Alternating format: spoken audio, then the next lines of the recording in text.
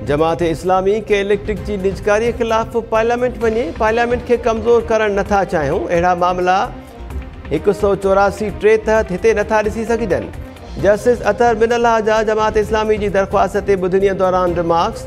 Supreme court की 3 रुकनी bench Jamaat Islami की दरख़्वास्त मोकिलाए छॾी।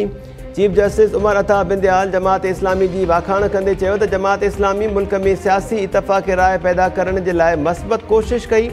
हिते अदालत आॾो मामलो मुख़्तलिफ़ है। अदालत के लिए मुमकिन ना है त के इलेक्ट्रिक की निजकारी घुराई वञे। जमात इस्लामी के वकील चयो त असां नेपरा ऐं काउंसिल ऑफ कंप्लेंट से रुजू करण चाहींदासीं।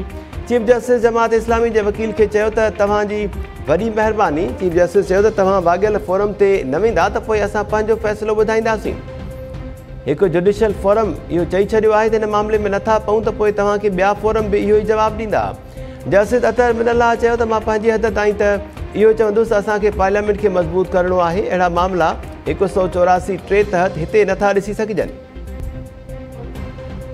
कराची में सिंध बिल्डिंग कंट्रोल अथॉरिटी के असिस्टेंट डायरेक्टर अज़हर ख़ान के क़त्ल जो इंकशाफ। ईदी फाउंडेशन सोराब ॻोठ के सर्दखाने में रखायल लाश की सुञाणप अज़हर ख़ान तौर थी वई। पुलिस जो चवण है अज़हर ख़ान जो लाश संदसि सालीअ जे मुड़स महताब रखरायो हो।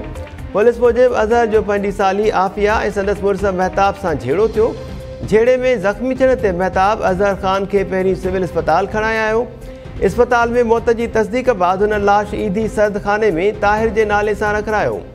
पुलिस मूजिब पोस्टमार्टम का पोइ अज़हर ख़ान के मौत जा कारण मालूम थी सघंदा।